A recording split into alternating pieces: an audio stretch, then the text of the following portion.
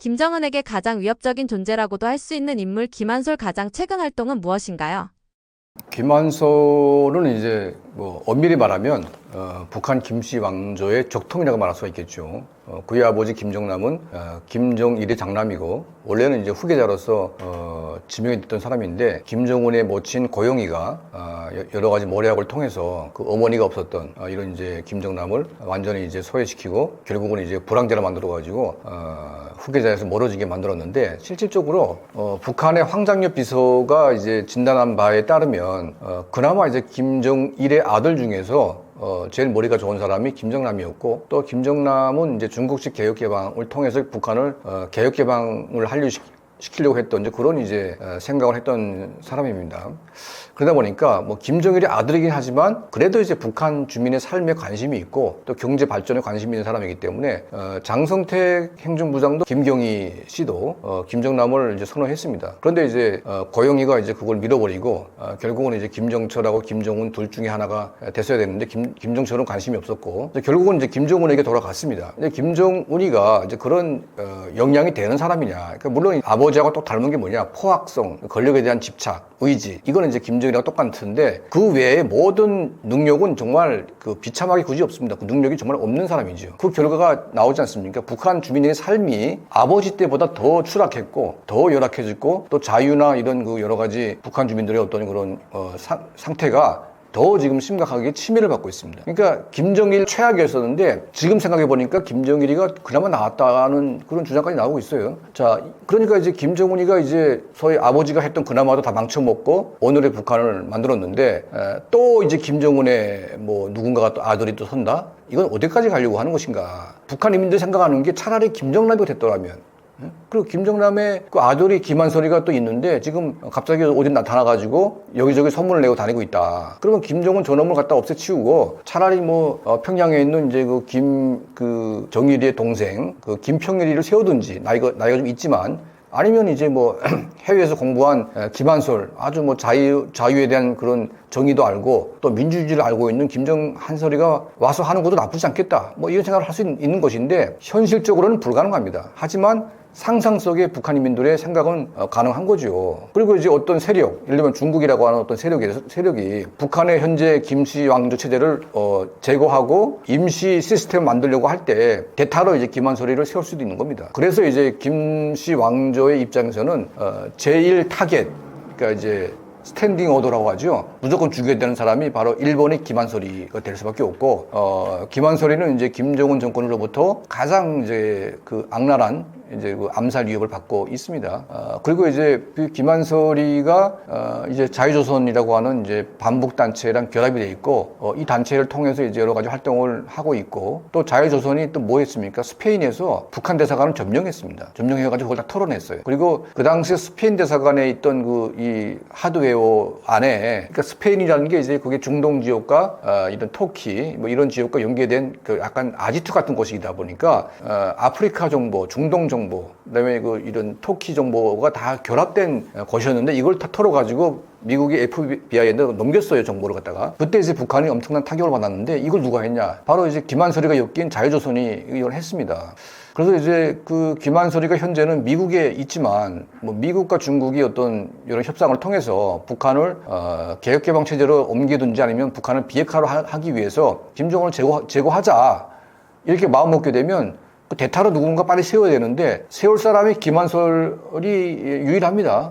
그러니까 이제 어떻게 보면 김정은이 갑자기 사망하게 되면 그 대타로 임시로 세울 수 있는 사람이 김한솔이가 될 수가 있고 이 김한솔이가 과도 정부를 정리하면서 북한이 이제 남북한 통합할 수 있는 그런 지렛대 역할을 할 수 있는 뭐 그런 상징화된 역할을 할 수 있는 거죠. 왜냐하면 나는 김씨 왕조 적통이지만 김씨 왕조가 했던 잘못을 인정하고 그에 대한 어떤 그런 설거지 차원에서 내가 그걸 하겠다. 그 누가 말리겠습니까? 그리고 왜 명분이 없겠습니까?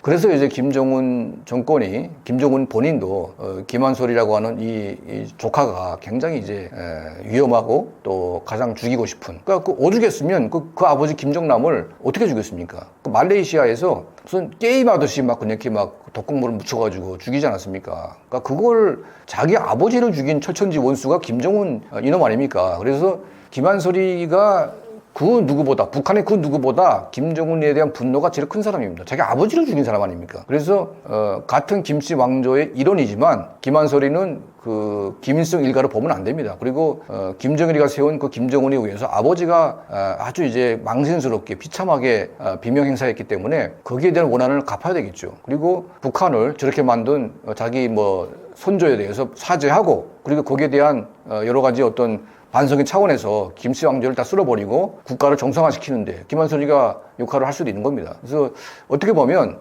이런 정상적인 김씨 왕조의 한 일원이 건재하고, 그리고 김정은 정권을 위협할 수 있다는 게 뭐 우리로서는 나쁜 카드는 아닙니다. 누구든 활용할 수가 있고 누구든 명분이 있기 때문에 김한솔을 잘 보호하고 앞으로 이제 북한의 급변 사태에 대비해가지고 그의 역할을 우리가 어떻게 할 것인지 이거 설정하는 게 좀 매우 중요하지 않을까, 이런 생각이 듭니다.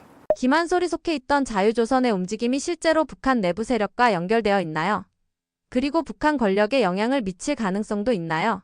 그러니까 자유조선이 그 뭐 애들이랑 홍창, 이 친구가 이제 예일대에 나온 친구였고 저하고도 잘 아는 또 그런 친구였는데, 저도 이제 저런 식으로 이제 엉뚱한 행동을 할지는 잘 예상을 못했지만 그의 말석에 늘 이런 주장이 있었습니다. 그러니까 우리가 뭐 북한의 뭐 인권 문제를 해결하기 위해서 뭐 회의도 하고 뭐 국제회의도 하고 막 이렇게 막 하고 있는데 그런 것들이 이제 일정한 효과가 있긴 있습니다. 하지만 근본적으로 북한 내부에서 혁명이 일어나기 전에는 이런 이제 외부적인 행사라는 게 늘 한계에 있고, 그리고 이제 어떤 보여주기식의 어떤 그런 약간 이제 뭐 그런 거칠애 같은 뭐 그런 것이기 때문에 실제로 북한 내부에 혁명을 일으키기 위한 내부 조직을 만들고 이걸 이제 움직이는 이런 실질적인 어떤 그런 운동을 이제 원했던 것이고, 그래서 이제 외형상으로 보면 이제 에드리안 홍창을 포함해서 이제 미국 해병대 출신 뭐 한인들 중심으로 해가지고 또 밑에는 또 탈북자 청년들이 상당히 또 가입이 돼 있었어요. 영어를 잘하는. 그래서 이제 제법 조직이 커졌고, 그리고 이제 비트코인이나 이제 이런 가상화폐를 통해서 모금을 했는데 꽤 많은 돈이 모금이 됐습니다. 그러니까 자금력도 어떤 형성이 되고 조직도 탄탄하고, 그리고 이제 그런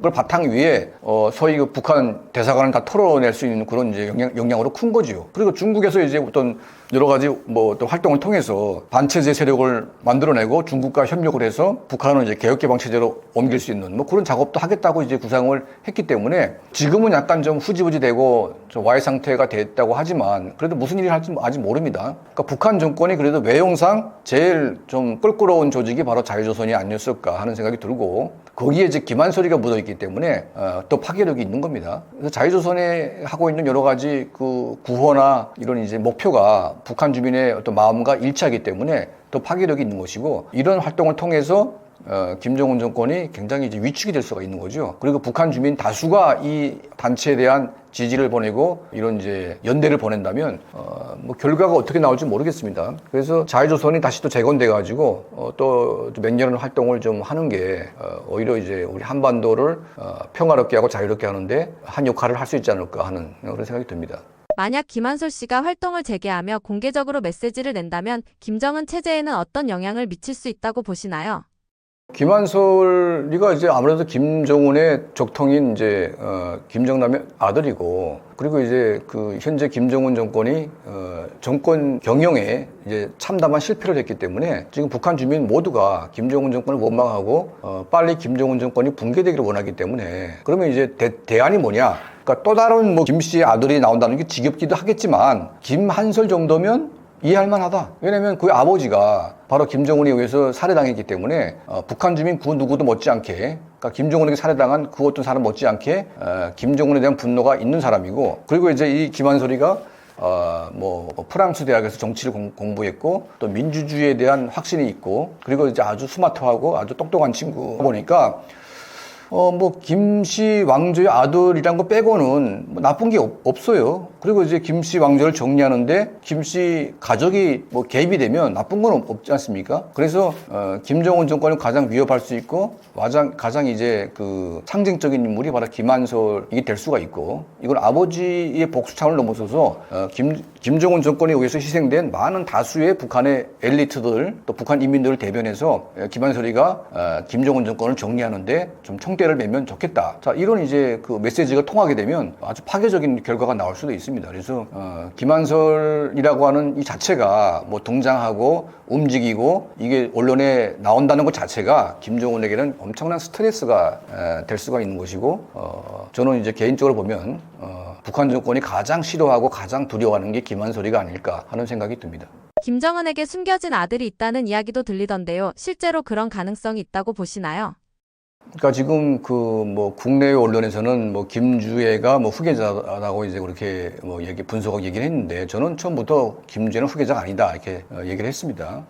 이거는 이제 북한 내부의 정보에 기초한 것이기 때문에 정확한 겁니다. 김정은이가 딸을 좋아하는 거하고 김정은이가 후계자로 세우는 거는 다른 문제죠. 그러니까 딸을 좋아하니까 이제 국제 무대에 세우고 이 딸이 자기 동생 김여정인처럼 영리해가지고 자기 아들 누구와 손발을 맞춰가지고 국정을 운영할 수 있는 그런 능력이 되면 좋겠죠.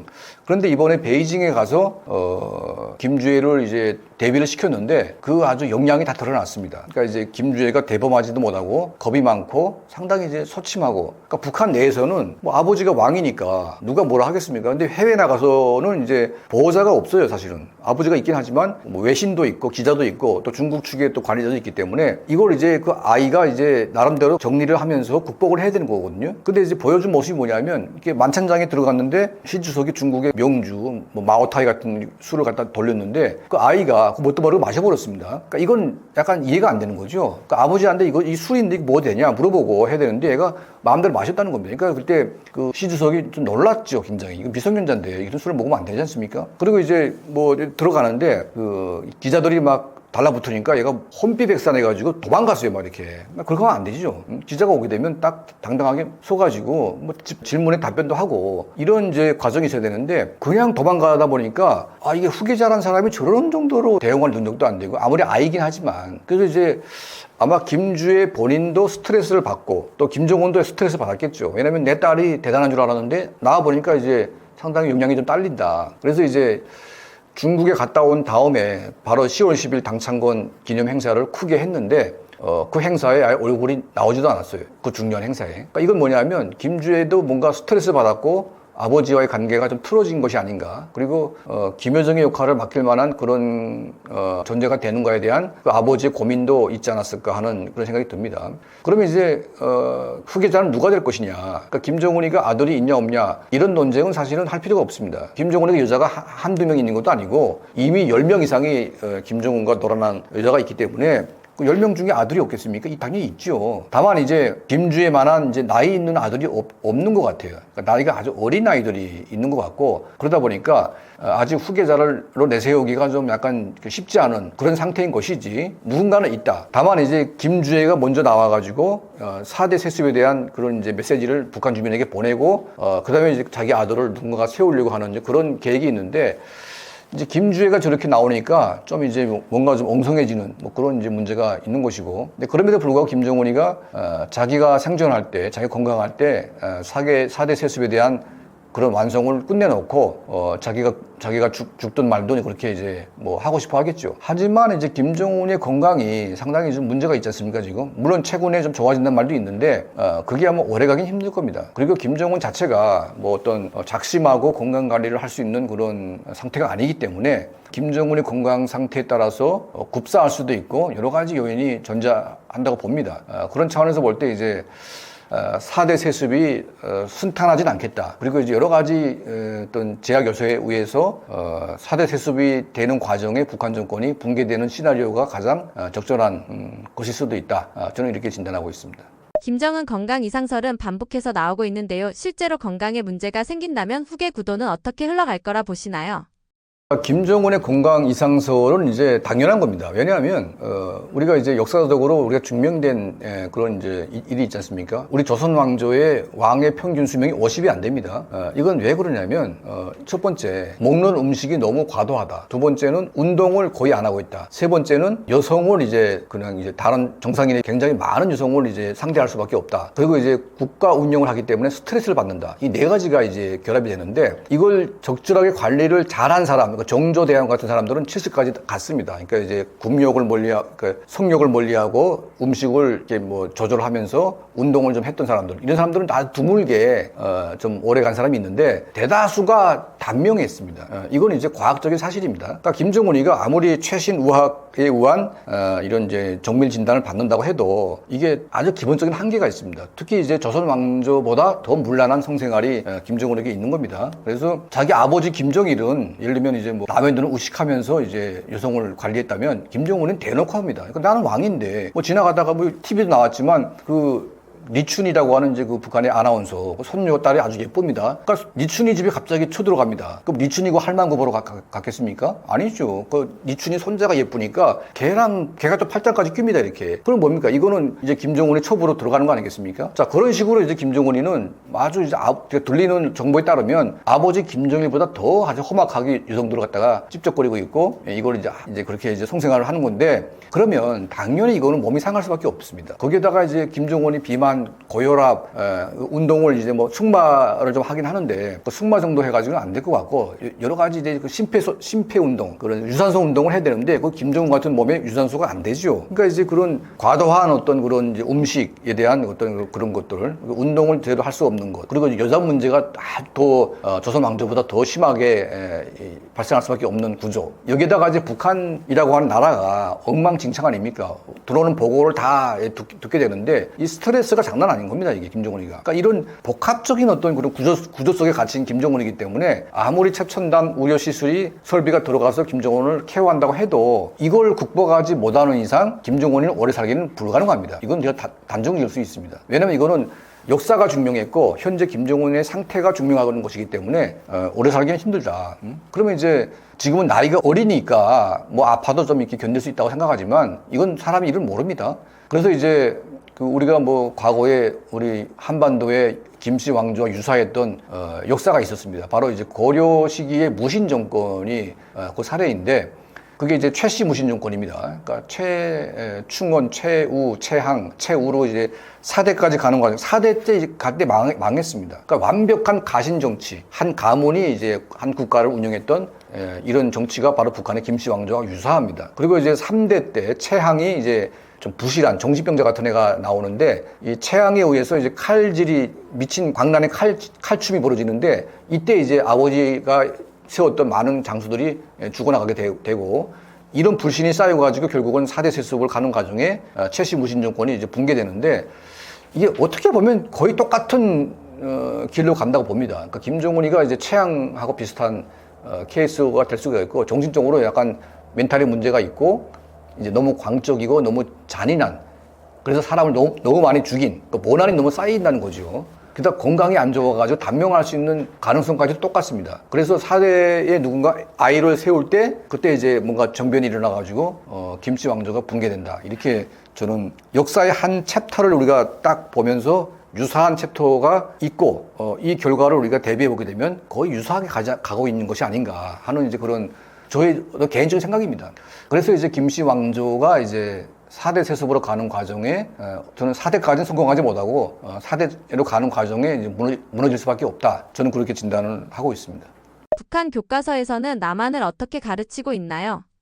원래 이제 뭐 전통적으로 이제 뭐 우리가 북한에 있을 때도 이제 뭐 비슷하지만 뭐 썩고 병든 자본주의 뭐 사회, 그리고 이제 부익부 빈익빈, 그리고 미제 식민지 이런 식으로 이제 가르치는 것이고 언제든지 이제 남조선은 이제 해방시켜야 될 그런 상대로 이제 교육을 하고 있습니다. 그런데 최근에 북한의 김정은 정권이 두 개 국가론을 갖다가 제시하면서 해방돼야 될 조건이 아니라 점령해야 될 조건으로 이제 그렇게 만들어놨으니까 북한 남조선 인민도 해방의 그런 구도가 아니라 점령해가지고 노예화시키는 거를 공식화를 했습니다. 그러니까 남남이기 때문에.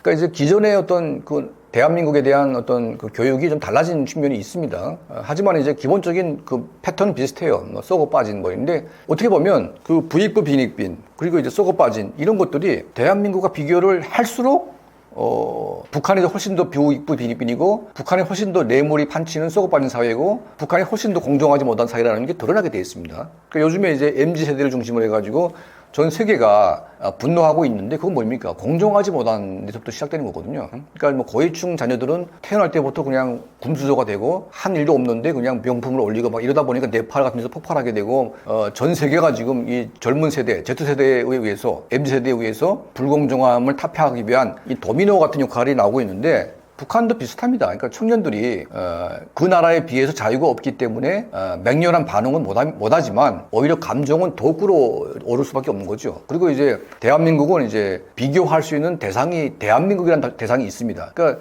내 같은 또래의 20대 청년이 있는데 대한민국의 청년은 배낭여행 뭐 해외 전 세계 다닐 수가 있고 알바에 돈 벌어가지고 뭐 물건도 살 수가 있고 그리고 뭐 이게 보는 세상이 너무 다른데 북한은 태어날 때부터 그냥 다 계급이 정해져 있어요.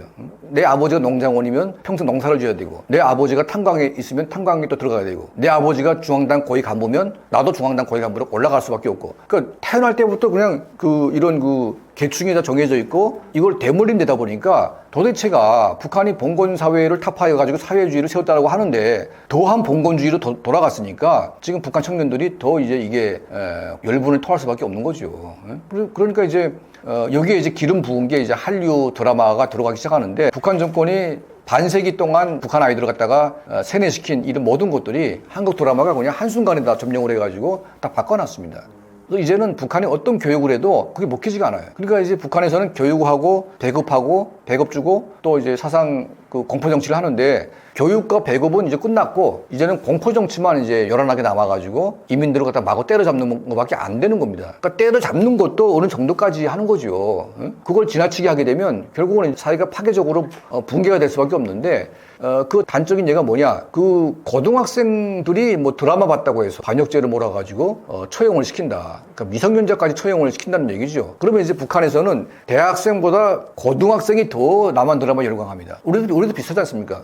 우리도 이제 더 어릴수록 애들이 더 무모하고 더 이제 막 진취적이고 하지 않습니까? 그러니까 북한에서는 고등학생이 더 요란해요. 그러니까 북한의 전 고등학교가 지금 한류에 빠져 있는데 그러다 보니까 이제 고등학생까지 잡아다가 공개 처형을 시키고 막 감옥에 보내고 뭐 이렇게 하는 걸 좀 보여주고 있다는 얘기입니다. 그러니까 어린이 갖다가 이제 학대하고 있는데 자, 그 정도로 지금 북한에서 한류에 대한 어떤 있다 보니까 이제 결국은 김정은이가 내놓은 게 뭡니까? 두 개 국가 하자. 그런데 두 개 국가라는 게 이거는 북한이 지난 김씨 왕조를 유지해왔던 가장 기본적인 축 가운데 하나가 조국 통일이라고 하는 그런 대명제가 있습니다. 그러니까 조국 통일이 안 된 이상 한반도의 혁명은 미완성이다. 대한민국 남반부가 미제의 노예가 되어 있는 상태를 방치하고 우리 북조선만 지상낙원 해가지고 그게 되겠냐 해가지고 통일이라는 것은 북조선 공산당, 노동당의 역사적인 위협이고 선대수령의 유훈입니다. 근데 이거를 김정은이가 안 하겠다?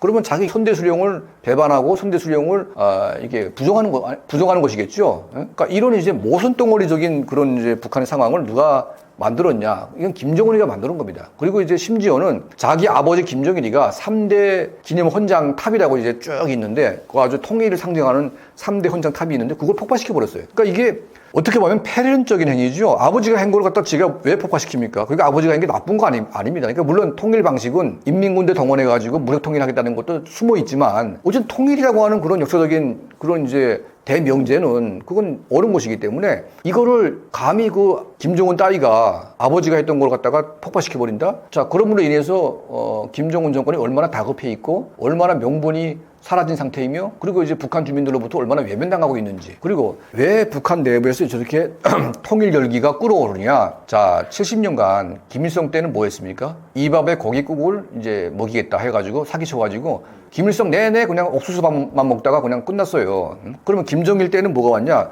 강성대국의 문이 이제 열리는데 강성대국의 문이 열리게 되면 인민들 생활 다 풀린다. 근데 김정일이가 갑자기 죽었어요. 지금 강성대국이라는 문은 이제 온데간데 사라지고 강성대국 비슷한 문이 열렸는데 간부들만 먹고 살게 됐다. 이게 이제 북한의 문제 심정입니다. 그러면 김정일 시대에서 뭐가 있냐? 자, 군사력은 세계적인 수준인데 경제 생활은 봉건주의 시대가 비슷하게 낙후돼 있다. 이게 김정은 본인이 한 말이에요. 그러면 본인이 그렇게 봉건주의 낙후됐다고 본인이 주장했는데 그러면 이제 군사력은 선진화되어 있는데 이제는 인민 생활을 높이겠다고 말한 지가 벌써 한 7, 8년이 됩니다. 그럼 7, 8년 동안 인민 생활을 높이기 위해서 한 게 뭐가 있냐? 아무것도 없어요. 물론 이제 20개 10승 정책이라고 1년에 공장 20개씩 10열 만들겠다. 200개를 만들어가지고 북한의 경제를 갖다 세우겠다고 그러는데 공장을 뭐 찍어내가지고 만들면 뭐합니까, 그게? 그게 경제를 발전시킬 수 있는 그런 마인드가 전혀 안 돼 있는 방식이고, 얼마나 무식했으면 지가 공장을, 건물만 찍어주게 되면 알아서 니들이 그 공장을 돌리라. 아니, 그 교육도 마음대로 할 수가 없고, 외국하고 그런 교류도 할 수 없는 그런 나라에서 무슨 경제가 살아납니까? 그러니까 이런 말도 안 되는 경제 틀 속에서 자기는 해줬으니까 니들 책임은 다 니들이 져라. 자, 이런 식으로 하면 그럼 북한 인민들은 뭐 어떻게 됩니까, 이게? 그러니까 북한 인민들이 지금 살고 있는 모든 이 처참한 그 결과에 대해서 김정은 본인은 책임 안 지고 다 간부들에게 다 뒤집어 씌워가지고 또 일부는 또 처형시키는 방식으로 이제 자기 죄를 모면하는 거죠. 자, 이거 이제 지켜본 북한 인민들이 이젠 지겹다. 이제 너네 끝나자. 더 이상 넌 믿을 수가 없다. 그러면서 이제 방법이 뭐냐? 통일밖에 없다. 우리가 처해 있는 이 고통과 이 모든 고난은 통일로 인해서 남측에 도움받아가지고 우리가 벗어나는 길밖에 더 이상 길이 없다. 그래서 지금 우리 대한민국은 오히려 통일에 대한 열망이 식고 있는데 북한은 통일로 가자는 그 열망이 그냥 100% 올라갔어요, 지금. 그러니까 김정은은 당황할 수밖에 없는 거죠. 왜냐면 모든 해결책은 통일밖에 없다. 이제는 희망이 통일인데 이거를 두 개 국가론을 갖다가 딱 때리니까 뭡니까? 인민들이 열받는 거죠. 자기도 유일한 탈출구 희망이 통일인데 이걸 안 하겠다 그러니까 이제는 북한 인민들이 거의 뭐 이거는 실성할 상태가 된 것이고, 그러면 더 문제가 뭐냐면 대한민국의 정동영이라고 하는 통일부 장관이 북한의 김정은의 두 개 국가론을 수용해야 된다, 이렇게 주장을 했습니다. 저는 이 사람이 대한민국의 통일부 장관이 맞냐, 이거는 북한의 김정은의 앵무새인가. 그러면 통일부라는 게 통일하기 위해서 통일부를 만들었는데 통일부 장관이 두 개 국가론을 수용한다고 하게 되면 자기가 통일부 장관에서 내려오는 게 맞지 않습니까? 그러잖아요. 자기가 통일부 장관하고 있는데 두 개 국가론을 수용하겠다고 계속 나팔을 불고 있는데, 이거는 정말 북한 주민을 모독하는 행위고 북한 주민의 통일 열망을 꺾는, 김정은과 한편이 돼가지고 북한 주민들의 이 살고자 하는 몸부림을 갖다가 김정은의 편에 서가지고 그걸 같이 억압하는 정말 나치 부역자 같은 그런 역할을 하는 것인데, 이런 엄청난 범죄 행위를 행하면서도 부끄러움은 고사하고 이거를 평화라고 하는 그런 가짜 평화에 그걸 포장해가지고 마치 평화로운 일을 하는 것처럼 거짓말을 하고 있다는 게 또 큰 문제입니다. 그리고 대한민국 국민들이 이런 이제 그 김정은과 그 추종 세력들, 그리고 이 정동영 같은 사람들이 한패가 돼가지고 반통일의 길을 가겠다고 하는 이런 이제 역사적인 범죄 행위에 대해서 우리가 수수방관하고 있다. 이게 문제가 되는 겁니다. 자, 대한민국은 통일이 필요 없습니까? 아닙니다. 대한민국이야말로 통일이 필요한 때가 왔어요. 지금 이웃나라 일본, 미국과 관세 협상을 하지 않습니까? 일본의 수출 비중은 30%가 넘지 않습니다. 그러니까 수출에 그렇게 목을 매지 않고 내수 시장이 1억 5천이 넘기 때문에 내수 시장이 굉장히 탄탄합니다, 일본은. 그래서 한국처럼 그렇게 외풍에 흔들리지 않아요. 대한민국은 수출 비중이 50%가 넘기 때문에 수출이 안 되면 살기가 힘듭니다. 내수가 워낙 협소하기 때문에. 중국은 10억이라는 내수가 있고 이 내수를 바탕으로 해서 중국은 버티는 거 아니겠습니까? 우리 대한민국이 북한 지역을 병합을 하고 북한이 병합이 되면 압록강, 두만강을 중심으로 동북 삼성 지역이 다 대한민국의 경제권으로 편입이 됩니다. 지금은 있잖아요. 한국 상품을 중국이 통제할 수 있는 것은 한국 상품이 인천세강으로 빠지는 밀수품밖에 없습니다. 그러니까 한국 상품을 사고 싶어도 살 수 있는 구멍이 없어요. 중국인들이 뭐 중국 상품이 좋아가지고 사는 거 아닙니다, 지금. 한국 상품을 의도적으로 깔아가지고 몹싸게 해가지고 중국의 기업을 키워주는 거 아니겠습니까? 자, 그런데 압록강, 두만강, 천리 국경이 중국과 마주 앉게 되고 중국의 보따리 상들이 한국의 좋은 물건들을 갖다가 밀수하고 막 날아가기 시작하면 자연스럽게 이 동북 삼성 지역이 한국의 경제권에 편입이 돼가지고 내수 경제가 1억 5천, 2억, 3억으로 늘어나게 되는 겁니다, 이게. 그러면 대한민국 국민이 살게 되는 겁니다, 이게. 지금은 우리가 숨밖에 살 수가 없어요. 왜 한국 경제가 유독 힘드냐. 이런 수출 주도 경제의 취약점 때문에 우리가 얼마나 힘듭니까, 지금. 일본보다, 중국보다 더 힘든 게 대한민국 지금 청년들의 삶이 아닙니까? 이게 구조적으로 지금 우리가 갇혀 있어요. 그래서 이 통일이라는 거 하는 것은 우리가 해도 되고 안 해도 되고 그런 문제가 아니라 이제는 북한 주민들은 더 말할 것도 없고 우리도 생존 문제가 걸려 있다. 우리가 더 경제가 확대되고 탄탄한 어떤 내수 경제가 우리가 만들어지지 않으면 우리 경제는 이런 구조에 갇힌 이 고통 속에서 벗어날 길이 없기 때문에 통일로 가는 길은 정말 중요한 길입니다. 그런데 정동영 같은 이런 사람들이 무슨 자격으로 통일하지 말고 두 개 국가로 가자는 김정은의 요구를 수용해야 됩니까? 이거는 정말 정신 나간 일이고 국가와 민족을 배반하는 그런 역적 행위이기 때문에 당장 통일부 장관에서 물러나야 되고 어떻게 그런 사람이 통일부 장관으로 세운 이재명 대통령도 정말 반성해야 된다. 좀 정상적인 사람을 장관으로 세워가지고 대한민국을 정상국가로 만들어야죠. 이번에 에이펙 아무리 잘해서 뭐합니까? 저런 사람이 다 까먹고 있는데. 그래서 이런 이제 남북 간에 조성된 북한의 문제가 남의 일이 아니고 우리의 문제다. 그리고 우리가 함께 고민하고 우리가 함께 북한 주민의 고통을 덜어주고 그들의 마음을 달래줘야 될 의무가 있는 겁니다. 그래서 북한 주민의 인권과 자유에 대해서 그들이 그토록 그렇게 한일을 좋아하고 대한민국을 올리고 하는데 우리는 그냥 아무것도 한 것도 없는데 지들이 알아서 오겠다는데 그걸 왜 우리가 마다합니까?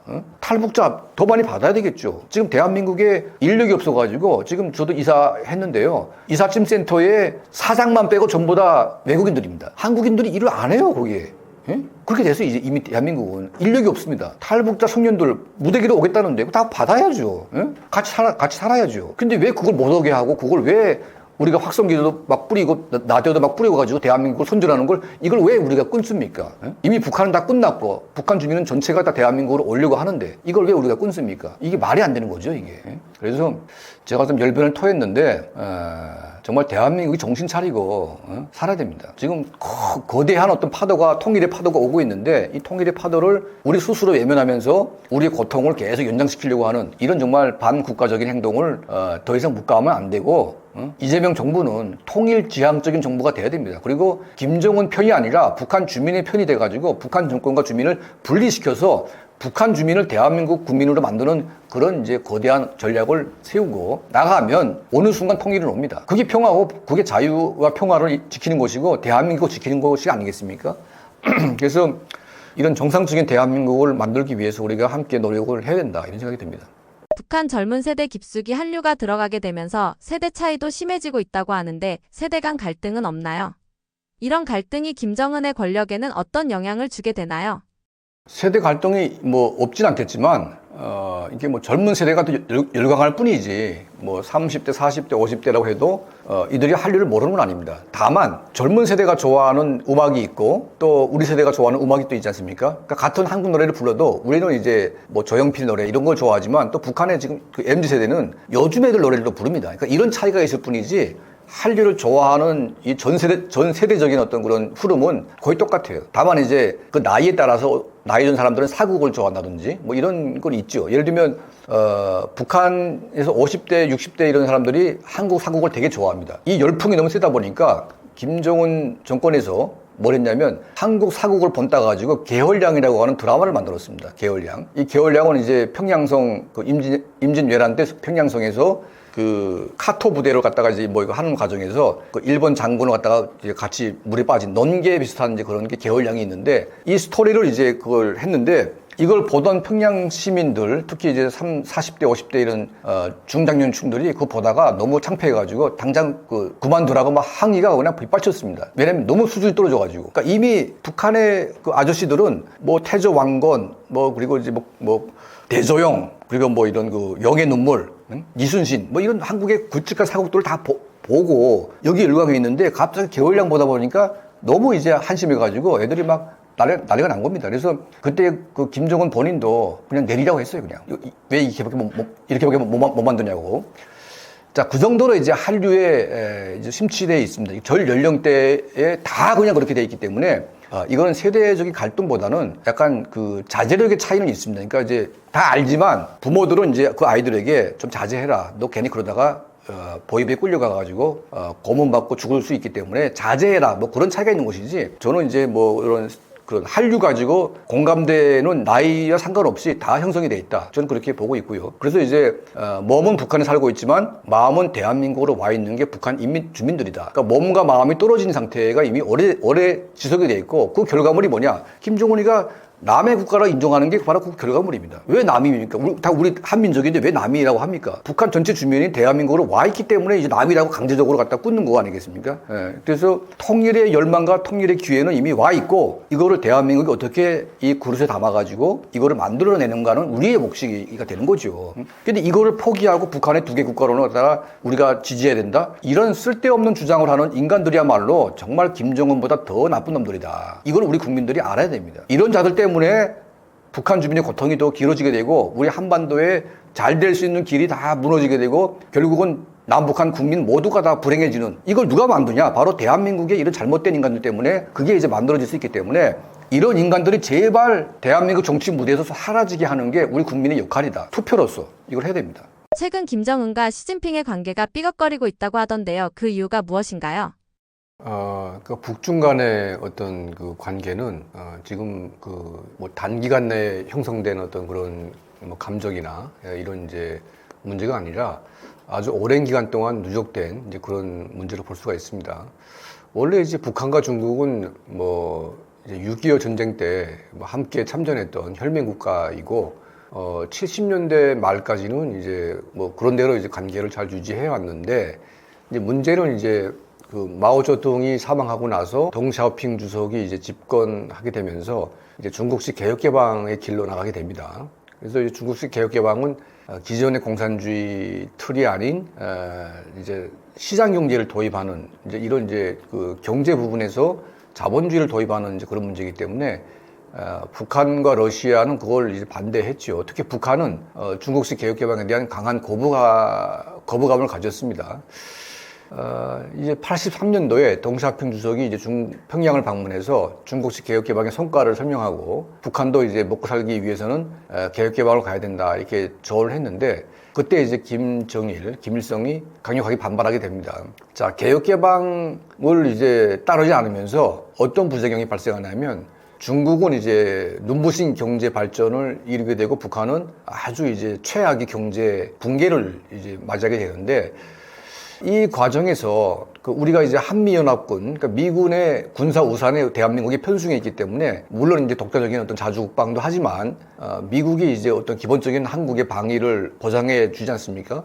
그러면 북한도 중국의 그 군사 방위의 틀 속에 들어가서 함께 이제 지원을 받으면 군사비를 그렇게 쓰지 않고 경제 발전을 할 수 있는 이제 그런 여건이 될 수가 있습니다. 그런데 이제 북한이 중국의 이런 입장을 고려하지 않고 또 도움을 받지도 않고 자주적인 어떤 군사 노선을 취한다는 것은 중국을 믿지 못하기 때문에, 그리고 중국식 개혁개방을 북한에 압력을 가하기 때문에, 중국식 개혁개방을 북한이 한다는 것은 소위 수령 중심 체제를 이제 변경시키는 이제 그런 이제 역할도 됩니다. 그래서 김씨 왕조는 이런 중국의 개혁개방 노선에 반대해서 현재까지 왔고요. 그 길 위에 소위 이제 북한의 독자적인 핵 무장이라고 하는 이제 핵 보유를 이제 목표로 왔는데, 중국은 이게 주변 국가 어디에서도 볼 수 없는 강력한 핵 반대 국가입니다, 중국이. 왜냐하면 북한의 핵무기를 용인하게 되면 한국이나 일본, 대만 이 주변 국가의 핵무기를 통제할 수가 없게 되고, 이거는 중국 주도의 동북아 질서에 큰 어떤 그 변경을 의미하기 때문에 중국 정부는 북한의 핵을 용인할 수가 없습니다. 자, 북한은 중국이 자기들을 책임져 주지 않을 뿐더러 자기들의 핵무장을 반대하기 때문에 굉장히 이제 그 겉으로는 약간 중국하고 관계를 좋게 하는 것처럼 하지만 실제 내용은 중국을 굉장히 중호하는, 아버지 김정일 때부터 그게 누적되어 왔고, 김정은도 지금 반중 정서가 있는 거죠. 특히 시진핑 개인과 김정은 개인 간의 개인 감정이 아주 안 좋습니다. 그 반대로 트럼프와 김정은 관계는 그 개인 감정이 좋다 보니까 관계가 나쁘지 않습니다.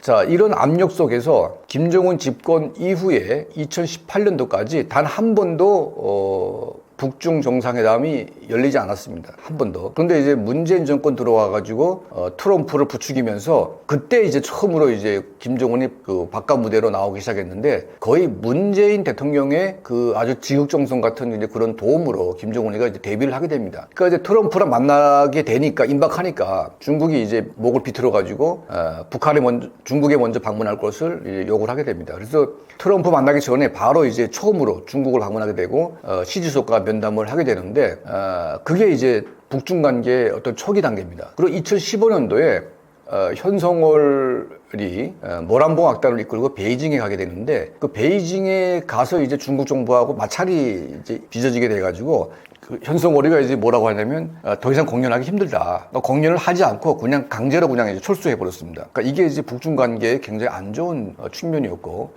그리고 이제 2024년경에 시진핑 주석이 이제 베이징에 또 김정은을 초빙해가지고 아주 화기애애한 회담을 합니다. 근데 그때 중국의 목적이 있었습니다. 대만 침공, 그리고 이제 일본을 방어하기 위해서 북한 그 라진 청진 쪽에 중국의 해군 기지를 건설하는 할 목적을 가지고 있었고 이걸 김정은에게 제안을 했습니다. 근데 김정은이가 이제 그걸 받아들였는데 알고 보니까 중국 군대의 한반도 진입은 결국은 이제 북한 정치에 중국이 관여하게 되는 계기가 되기 때문에 이거는 이제 중국을 적대시하는 북한 정권으로서는 받아들이기가 힘든 이제 그런 거였어요. 그래서 그때 이제 그거를 다시 또 거절했는데 이것 때문에 또 북중 관계가 굉장히 안 좋아졌습니다. 그리고 최근까지도 안 좋았는데 이번에 이제 전승절 기념 베이징에서 이제 그 대규모 어떤 그런 군사 이제 축제를 했는데 그때 이제 그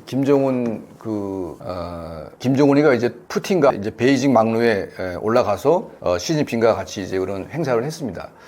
그러니까 그 모양을 보게 되면 굉장히 좋아 보이긴 하지만 결과적으로 이제 그 북중 간에 합의된 게 아무것도 없습니다. 그리고 그 베이징에서 행사가 한 이후에 그 다음 달에 이제 그 10월 10일 날에 북한에서 노동당 창건 80주년 행사를 했지요.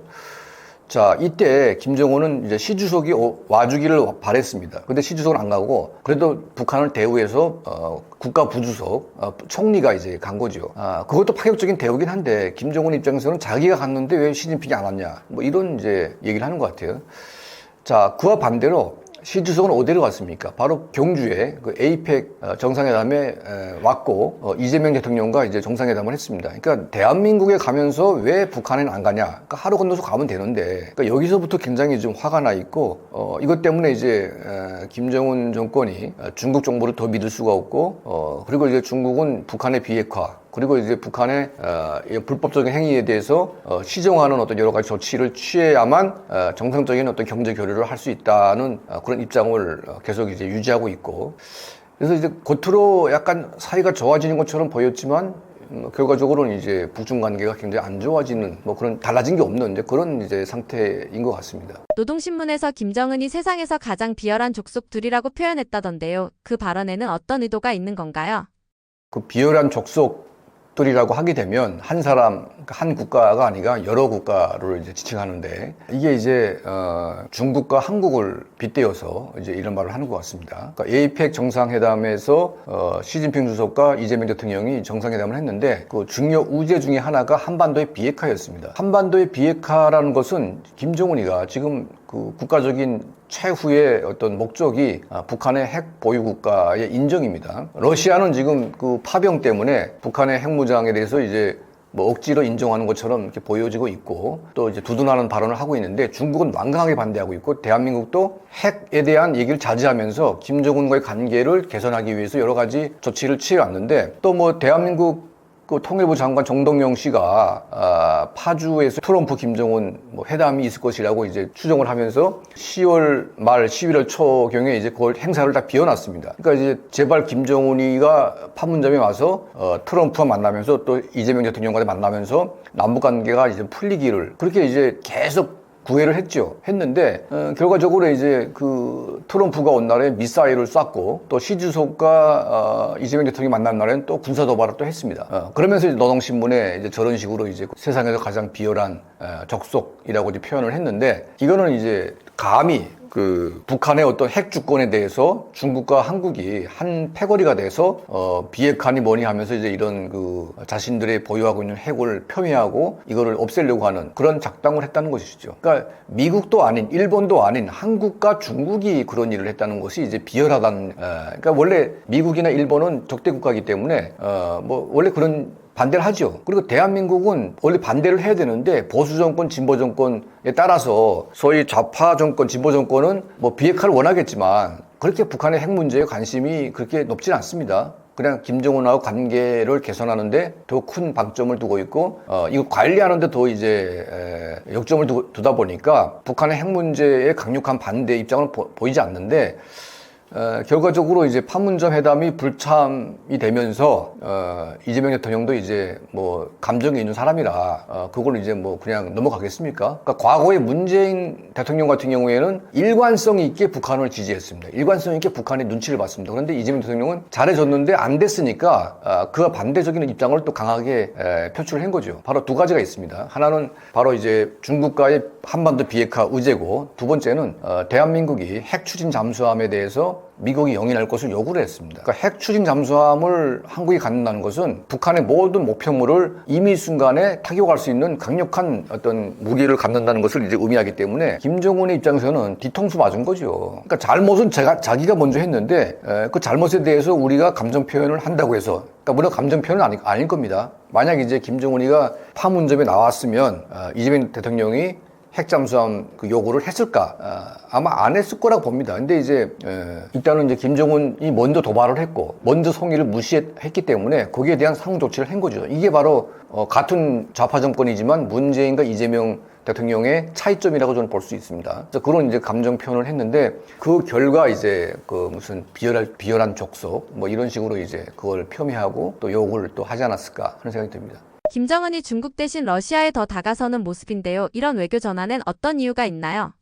아무래도 이제 그 러시아와 북한은 이제 전략적인 어떤 이해관계가 맞아떨어지고 있고 또 서로가 이제 필요한 거죠. 러시아는 이제 군사력이 필요한 것이고 병사가 필요하고 북한은 돈이 필요합니다. 그러니까 북한이 남는 병사를 러시아에 보내고 또 러시아는 이제 북한에 필요한 비용을 지불하는데 북한은 이제 이걸 빌미로 해서 러시아로부터 이제 최첨단 군사 장비들을 이제 들여와서 이제 북한의 재래식 무기를 현대화하는데 서로 이제 활용을 하고 있습니다. 그러니까 서로의 국익에 맞고 서로의 입장이 맞기 때문에 지금 북러 관계가 굉장히 좋은 단계인 것 같고 또 이제 중국은 이 부분에 대해서 굉장히 좀 반대하는 입장입니다. 하지만 러시아 입장이 있기 때문에 도와주지 못하고 북한이 도와주는 것을 용인하지만 두 국가가 이렇게 너무 밀착하는 것은 중국이 좀 약간 불편한 이제 그런 것이지요. 그러다 보니까 북한은 더 러시아에 기대고 있고 러시아도 북한의 그런 입장을 감싸고 있는데 이게 이제 언제까지 갈 것이냐. 그러니까 전쟁이 끝난 이후에도 이런 관계가 지속될 가능성이 있겠냐 하는 그런 문제가 있는데 제 생각에는 뭐 전쟁이 끝난 다음에는 북러 관계도 그렇게 좋아질 것 같지는 않다. 왜냐하면 북한은 가난한 나라입니다. 아무것도 없어요. 러시아는 이제 뭐 가난하진 않지만 전쟁으로 인해서 막대한 그 피해를 볼 수밖에 없는 이제 그런 상태이기 때문에 두 가난한 국가가 둘이 만나가지고 서로 도와달라고 서로 이제 주고받고 하는 게 불편하죠. 그러다 보니까 관계는 안 좋아질 수밖에 없다. 그러니까 현재는 그렇게 뭐 중국 대신 러시아를 택했지만 이게 언제까지 갈 것인가 저는 오래 갈 것 같지는 않습니다. 이재명 대통령이 트럼프 대통령에게 핵 추진 잠수함 건조 허용을 얻어냈는데요. 김정은 반응은 어떤가요? 그 핵잠수함이라는 것은 결국은 북한을 겨냥한 것이죠. 그러니까 물론 중국, 북한이라는 얘기는 했는데 나중에는 중국을 뺐습니다. 이재명 대통령이. 그러니까 북한을 겨냥한다는 것을 명백하게 명시를 했기 때문에 핵추진 잠수함은 거의 장시간 동안 이제 바다에서 북한의 모든 잠수함을 다 감시할 수 있고 북한의 모든 목표물을 다 볼 수 있습니다. 그러니까 이거는 이제 치명적인 북한에 위협을 주는 무기다 보니까 이걸 이제 이재명 대통령이 딱 카드를 꺼내는 순간 김정은의 얼굴은 사색이 됐을 것이다. 그리고 아주 깊은 배신감이 들 수밖에 없습니다. 그러니까 이제 김정은은 물론 대한민국과는 두 개 국가론을 제시하면서 남남이다. 서로 만날 수가 없다. 딱 선을 그었는데 결과적으로 이제 이재명 정부는 그럼에도 불구하고 남북 관계를 풀기 위해서 굉장히 노력을 많이 했습니다. 여러 가지 선의를 베풀었는데 이 선의를 이제 무참하게 짓밟아버린 데 대한 이재명 대통령의 어떤 정당한 조치이고 이거는 이제 뭐 우리가 북한과 군사력으로 이제 대치하는 상황에서 우리의 주권을 보호하고 우리 국민을 보호하기 위한 당연한 조치입니다. 근데 이거를 뭐 북한은 김정은이하고 눈치 보면서 하고 말고 할 문제는 아니지 않습니까? 그런데 이제 어쨌든 자간 그 회담이 무산되고 나서 핵잠수함 문제가 나왔기 때문에 김정은이는 이제 아주 허를 찔린 상태가 됐고 이재명 대통령에 대한 아주 깊은 배신감이 또 들었을 겁니다. 그래서 이제 노동신문 사설이니 온갖 욕지를 또 다 하고 있는데 앞으로 남북 관계라는 게 이제 우리 정부가 원하는 것만큼 될 가능성은 더 희박해지고 있고 이거는 이제 그 한국이 빠진 북미 관계는 있겠지만 한국과 미국과 북한이 함께하는 이런 관계는 사실은 거의 불가능해지고 있다 이런 생각이 듭니다. 최근의 외교 변화가 북한 권력 구도에 파장을 주고 있다고 하던데요. 향후 어떤 재편이 일어날 가능성이 있을까요? 그러니까 이제 북한의 외교적인 어떤 이런 문제는 북한의 국력을 키우기 위한 또 북한의 어떤 그 상황을 보호하기 위한 이런 조치로 이제 만들어지고 있는데 사실 그 러시아와의 관계 외에 북한의 어떤 그 외교적인 성과는 거의 없습니다. 다행히도 이번에 당창건 기념일에 베트남에서도 오고 또 동남아 국가 일부에서도 왔습니다. 그러니까 북한이 워낙 고립돼 있다 보니까 지금 중국과 싸우고 있는 베트남이 왔다는 것은 또 다른 어떤 길이 열릴 수 있지 않겠냐 하는 이제 그런 가능성을 본 것이고, 이 베트남 당서기에 대해서 중국보다도 한 단계 위에 어떤 우선 소요를 했습니다. 그러니까 원래 베트남 당 총서기는 높긴 높지만 중국의 총리보다는 낮지요. 아무래도 중국은 워낙 대국이고. 근데 중국의 총리보다 먼저 세웠다는 것은 중국에 대한 불편한 감정, 그리고 중국을 약간 좀 무식하는 뭐 그런 이제 전략을 쓴 건데, 중국과 어떤 관계를 풀지 않고 중국과 대척을 해서 어떤 외교 관계를 푼다는 것은 북한이 자충수를 두는 것이고, 앞으로 이제 김정은 정권이 후계 구도, 그러니까 뭐 김주애라는 말도 나오고 있는데 김주애는 아닌 것 같고, 김정은의 아들 중에 누군가가 후계자로 나오는데 이 중국의 도움 없이는 4대 세습은 불가능하다. 이런 측면에서 중국과의 외교를 어떻게 풀 것이냐, 또 중국과의 북한 문제가 정상적으로 풀릴 수 있는 가능성이 있는지에 대한 우리가 이제 좀 정확한 진단, 판단을 좀 해야 될 때가 오지 않았을까 하는 생각이 듭니다. 최근에 벌어진 어떤 이제 에이펙 정상회담과 또 중국에서의 어떤 전승절 기념 행사, 그리고 북한의 당창건 행사, 이런 이제 굵직한 행사들이 이 동북아 지역에서 일어났습니다.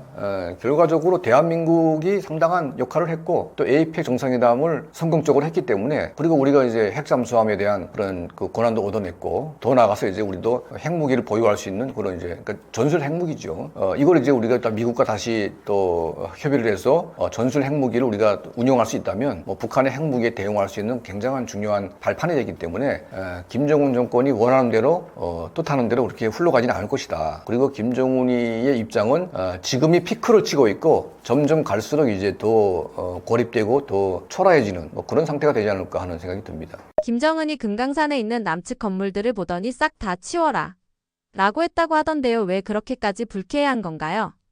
이제 금강산하고 개성공단, 김대중 정부, 또 노무현 정부, 그러니까 이제 진보 정부에서 이제 다 북한과 형성했던 이제 그런 관계들인데, 이게 이제 가짜라는 게 다 드러났습니다. 그러니까 이제 진정한 남북 관계, 남북 교류라는 것은 북한 정권과의 관계가 아닌 북한 주민과의 관계가 돼야 되는데, 북한 주민은 배제되고 북한 정권과만 관계를 했기 때문에 북한 정권을 통해서 관계를 맺고 그 결과가 북한 주민의 소위 변화되는 결과로 이어지게 되면 북한 정권은 바로 이제 그거를 캔슬하고 이거를 이제 없던 일로 이제 해버립니다.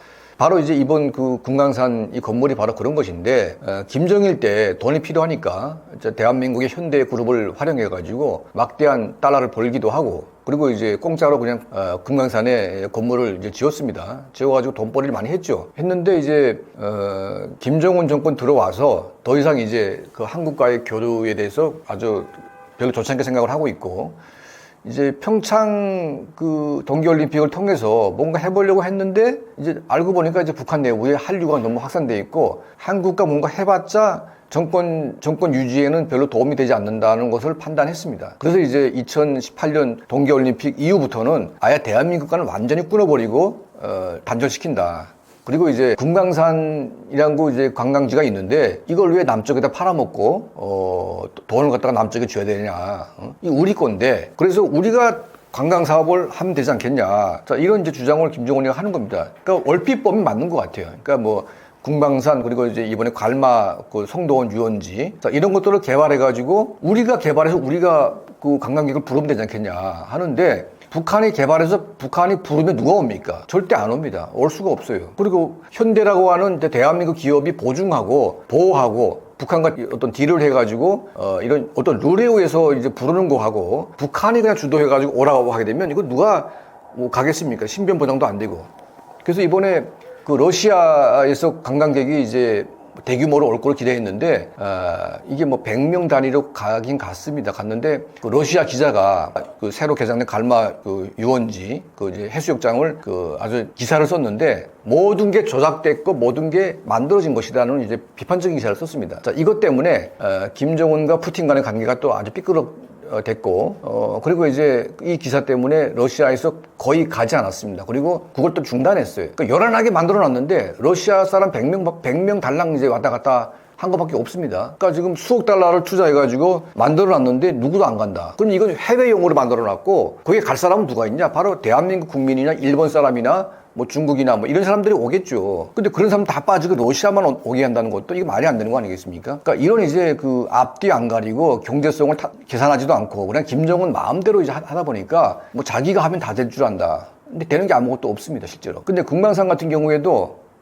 이제 북한식으로 이제 조선식의 어떤 그런, 풍습에 맞게 다시 지으라 해가지고 싹 다 허물어버리고 그렇게 또 다시 지어놨습니다. 놨는데 누가 갑니까, 거기? 대한민국 국민들이 그나마 이제 북한에 고향도 있고 실향민도 있고 하니까, 같은 민족으로서 이게 한번 가보고 싶은 마음이 있어서 가는 곳이지 누가 뭐 금강산에 뭐 그렇게 볼 게 많다고 뭐 중국인들이 뭐 중국에 볼 게 없습니까? 중국은 더 볼 게 많죠. 뭐 러시아 사람도 러시아 대륙이 얼마나 큽니까? 볼 게 더 많아요. 굳이 북한에까지 가가지고 불편하게 뭐 그런 거 보겠다고 돈 쓰면서 갈 그런 이제 상황은 아니라는 겁니다. 그래서 이 김정은이가 너무 쓸데없는 이제 그런 이제 망상에 빠져가지고 이런 경제의 관념이나 경제의 어떤 능력이 전혀 없는 상태에서 자기 어떤 그런 그 잘못된 판단만 주장을 하다 보니까 결국은 이제 막대한 국가의 자산을 탕진하고도 쫄딱 망하는 그런 결과가 됐습니다. 그러니까 뭐 마식령 스키장이나 양도 온천, 남포의 무슨 뭐 이런 휴양지 그리고 미림 숙마장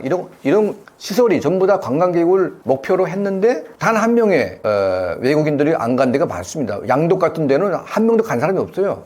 그럼 국내인들이 와야 되는데 국내인들이 그 높은 단가의 그런 이제 그 외화로 매겨져 있는 그런 요금을 내고 그런 데 가서 이제 그걸 즐길 수 있는 사람이 없다는 겁니다. 그러니까 그냥 김정은이가 구상한 그러니까 10년 동안 북한 경제를 살리겠다고 김정은이가 구상한 경제 관광 산업은 쫄딱 망했다. 쫄딱 망하게 해놓고도 누가 책임집니까? 김정은 본인이 책임져야 되는 거죠. 본인이 알아서 했으니까. 그러니까 책임을 안 지고 전부 다 이제 그냥 그 북한 간부들도 어리둥절해 있는데 이걸 이제 김정은이가 지나가다가 그냥 화가 나면 저놈 책임이다. 저놈 책임이다 해가지고 그 애꿎은 사람들만 잡는 이제 그런 이제 일이 반복되고 있다. 그러니까 정말 한심한 일이라고 봅니다. 개성공단의 남북 연락사무소 폭파 때도 건물이 완전히 무너지지 않았다고 하던데요. 그 장면이 북한 내부에서는 어떻게 받아들여졌나요? 그가 이제 문재인 정권 때 이제 일어난 일이죠. 그러니까 개성공단 그 남북연락사무소 우리 대한민국이 몇백억을 들여가지고 이제 만들어 놓은 건물인데 북한 정권이 계속 이제 그 남북 관계는 끝났다. 더 이상 할 말이 없다. 계속 이렇게 신호를 보내는데 문재인 정부 당시 그 정부에서 계속 김정은 정권한테 추파를 보내고 뭔가 계속 하자 그러니까 에이쌍 하면서 그냥 폭발을 해버린 거죠. 그러니까 굉장히 충격적인데 더 충격은 뭐냐면 북한이 우리 남측이 지어준 그런 막대한 세금이 들어간 건물을 폭파했음에도 불구하고 그 당시 문재인 정부가 김정은 정권에게 단 한마디의 항의도 안 하고 있다는 게 정말 이거는 좀 미스테리한 일이고 저렇게 굴종을 해가지고 얻은 게 뭔지. 그러니까 문재인 정권 4년, 5년 내내 김정은에게 매달리고 가지고 계속 뭔가 쇼를 했는데 얻어낸 게 아무것도 없습니다. 북한 주민의 인권이 개선됐습니까? 납북자들이 뭐 돌아왔습니까? 그러니까 북한 주민의 삶과 북한 주민의 인권, 자유에 아주 역행하는 이제 그런 이제 일만 이제 벌어지다 보니까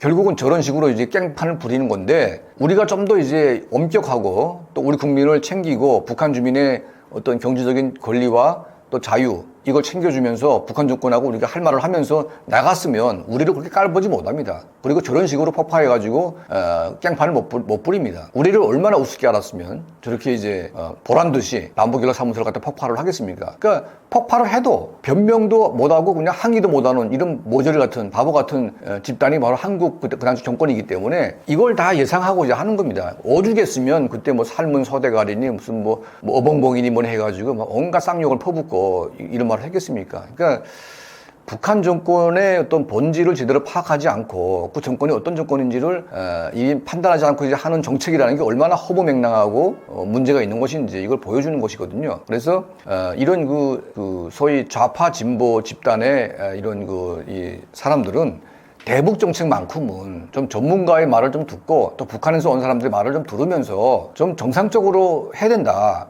정상적으로 나가지 않으면 결국은 대한민국 국민이 독박을 쓰고 피해를 보게 돼 있습니다. 저런 정권에게. 그래서 이번에 이재명 대통령이 김정은에게 잘해주려고 했지만 결국은 깽판 부리니까 핵잠수함으로 대답을 했습니다. 이거 잘한 거죠, 이런 것들은. 이런 식으로 뭔가 무서운 걸 보여주지 않으면 저것들은 말을 들을 수가 없어요. 이제 좀 더 세게 나가면 우리가 해담하지 않겠다고 해도 해담해달라고 달라붙을 겁니다, 아마. 그러니까 이런 구조를 알아야지 뭐 그냥 무작정 그냥 북한 정권에게 잘 보인다고 해서 뭐 얻어지는 게 있을 것이다. 그 기대하는 이런 잘못된 관점을 우리가 바꿔야 된다. 그러니까 이건 개성공단 이런 그 건물이 무너진 벌어지면서 북한 사람들도 이제 그걸 보면서 굉장히 좀 그 회의적입니다. 왜냐하면 남쪽하고 붙어가지고 경제 지원 받을 때 물론 국가가 다 갈취했지만 그런 떡고물들이 떨어지지 않습니까? 그 떨어지는 거 주워 먹으면서 간부들도 막 호주머니 막 입마이 포켓하면서 막 챙기고 또 인민들도 약간 떡고물 얻어먹고 하면서 이제 생활이 좀 나아진 건 사실이죠. 그러니까 남북 경협을 해가지고 김정은은 불편할지 모르겠지만 북한 사람들 간부들은 다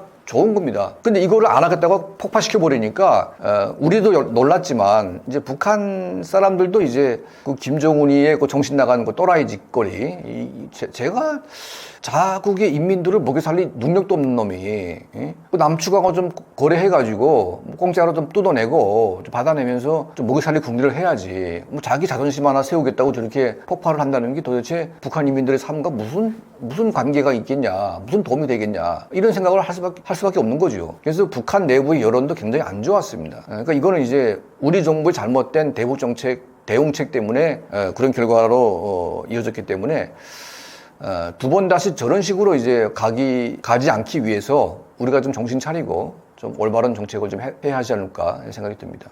이런 철거 과정을 직접 겪은 북한 주민들 사이에서 남한 건물은 진짜 다르다는 말이 돌았다던데요. 실제로 그런 분위기가 있었나요? 아무래도 이제 대한민국에 짓는 건물들은 이제 콘크리트 재질이 다릅니다. 그러니까 이제 북한은 쉽게 붕괴가 되지만 뭐 폭파시키는데 대한민국 건물은 아주 강도 높은 이제 다이나마이트를 쓰지 않으면 잘 붕괴가 안 되는 거죠. 그만큼 이제 단단하게 짓기 때문에 북한에서 짓는 공법하고 대한민국 건설 공법은 아주 근본적인 차이가 있고 대한민국은 훨씬 더 선진화된, 훨씬 더 이제 그 압축된 건축 기법을 씁니다. 그리고 대한민국 건설력은 이제 이미 세계 최고가 됐기 때문에 북한 사람들이 우리 대한민국에서 들어가가지고 뭐 짓는 거 보게 되면 깜짝 놀랍니다. 사람이 한 명도 없어요. 뭐 있긴 있지만 거의 사람이 거의 없습니다. 거의 다 기계가 하는 거죠. 근데 북한은 아파트 이제 하나 짓는 거 보게 되면 아파트에 그냥 개미떼 같이 사람이 벌떼같이 붙어가지고 이거 일을 하는데 이게 그 인명사고가 얼마나 많이 나겠습니까? 막 떨어져 죽는 사람, 뭐 무너져 죽는 사람 해가지고 인명사고가 엄청납니다, 이게. 무슨 사람이 인력으로 피라미드 짓듯이 그렇게 짓는데 대한민국은 건축물 하나 지을 때 다 기계가 이제 하지 않습니까? 그러니까 이런 것들을 보면서 이제 대한민국의 어떤 그 건설 능력, 그러니까 모든 경제 능력이 북한하고는 비교가 안 되는구나. 이걸 이제 다 옆에서 지켜보게 되는 거죠. 그래서 이제 김정은 정권이 대한민국과 뭐 하겠다는 것 자체를 이제 꺼려할 수밖에 없고, 그걸 굉장히 이제 싫어하게 되는 이제 그런 결과가 아닐까 생각이 듭니다. 금강산 관광 사업 얘기가 나오고 있습니다. 이번 사건이 사업에 영향을 주진 않을까요? 지금 뭐 우리 정부는 이제 북한하고 뭔가 이제 화해를 해서 그 상징적인 사업이 이제 금강산 관광 사업이겠죠. 왜냐면 금강산은 이제 옛날에도 많은 분들이 가봤고 또 이제 대한민국의 모든 사람들이 한 번은 가보고 싶은 산이기 때문에 이 사업을 하게 되면 뭐 누이 좋고 매부 좋고 서로가 좋지 않겠냐 그 생각을 하는데 북한의 김정은 정권은 이미 대한민국과의 관계는 다 끝났다. 그리고 북한이 뭐 대한민국과 거래해가지고 돈을 벌겠죠. 하지만 돈을 버는 것만큼 북한의 정치적인 시스템은 이제 붕괴되고 무너질 수밖에 없다. 이걸 이제 알았기 때문에 대한민국으로부터 어떤 경제적인 혜택이 와도 정권 유지가 안 되면은 그게 의미가 없다. 이게 이제 김정은 정권이 판단한 최종적인 어떤 그런 결단입니다. 그래서 금강산 관광이라는 것이 우리 정부가 원하는 것이죠. 그리고 이제 현대가 거기 개입됐다 보니까 현정훈 회장이 이거 지금 금강산에 투자해놓고 좀 쫄딱 망하기 직전 아닙니까 지금? 그러니까 이제 우리 기업도 거기에 재산이 들어가 있고, 그러니까 우리 기업이 투자한 재산이 다 지금 폭파되어 있고 지금 다 날라갔어요 완전히. 그러니까 이거를 어떤 식으로 이제 그걸 정상화 시켜야 되는데 이제는 다 거의 끝났다고 봅니다. 그리고 금강산이나 뭐 이런 마식령 스키장이나 또 갈마 해수욕장이나 이런 것들이 텅텅 비고 파리가 날려도 대한민국 사람이 가서 거기서 뭐 돈을 쓸 일은 나는 앞으로 없을 것이다. 통일되기 전까지는 저는 불가능하다고 봅니다. 왜냐하면 김정은 정권이 더 이상 돈이 필요하지만 돈이 그렇게 들어온다는 것은 북한 정권은 무너지게 하는 것이기 때문에 이걸 막을 수밖에 없다고 생각을 합니다. 그래서 참 답이 없는 게 북한 김정은 정권은 인민이 얼마나 굶어 죽든 얼마나 고통을 받든 그게 중요한 것이 아니라 내 정권이 유지가 되는데 도움이 되냐 안 되냐를 판단하기 때문에 이런 이제 그 인민을 생각하지 않는 독재 정권에 대한 이 대응책은 과거처럼 하면 우리가 반드시 실패하게 되고 당근과 채찍을 동시에 가하면서 몰아가야지만 이거를 풀 수가 있다. 저는 그렇게 생각을 합니다. 예, 저는 이제 그 남북한을 동시에 경험한 이제 북한 탈북자 출신입니다. 저는 오래됐습니다. 온 지가 30년 됐고, 그리고 북한에서는 정치범 수용소를 경험한 이제 특이한 경험도 있기 때문에 북한 인권에 관심이 많고 또 북한 인권 운동을 위해서 여러 활동을 또 해왔습니다. 그리고 이제 북한 내부에 북한 주민들에게 한류를 갖다 이제 우리가 공급하는 그런 운동을 한 10년 이상 해왔기 때문에 우리 국민들이 관심이 있으면 뭐 저희를 좀 후원해 주시고 또 도움을 주시면 너무 감사하겠고요. 저도 이제 북한 사건 파일 365 또 평양 24시라는 채널을 운영하고 있으면서 우리 목적은 이제 북한 주민들에게 대한민국을 알리는 역할을 하고 있습니다. 그래서 뭐 저희 채널이나 또 이제 우리 단체 북한 전략센터가 하는 한류 확산 사업에 많은 국민들이 좀 동참을 해주시면 너무나 감사하겠고요. 그리고 이제 우리 국민들이 통일은 북한 사람만의 문제가 아니라 우리 대한민국을 위해서도 꼭 필요한 일이고 대한민국의 생존, 대한민국의 번영을 위해서는 통일 외에는 방법이 없다. 이걸 우리가 알아야 되고 인식을 해야 됩니다. 그리고 통일을 가로막는 구어떤 세력도 우리 국민의 힘으로 이걸 우리가 물리치면서 반드시 우리 세대의 통일을 만들어내고 우리 다음 세대에게는 그 책임을 떠넘기지 말자. 다음 세대는 우리 아이 세대는 정말 자유롭고 평화로운 그런 한반도가 통일된 대한민국을 우리가 완성시켜가지고 다음 세대에 넘기는 역할을 해야 되는 것이지 통일을 다음 세대에 떠넘겨가지고 우리는 지금 모면하겠다. 이런 무책임한 어른들이 되면 안 된다. 이런 말씀을 저는 올리면서 우리 시청하신 모든 분들께 감사드립니다.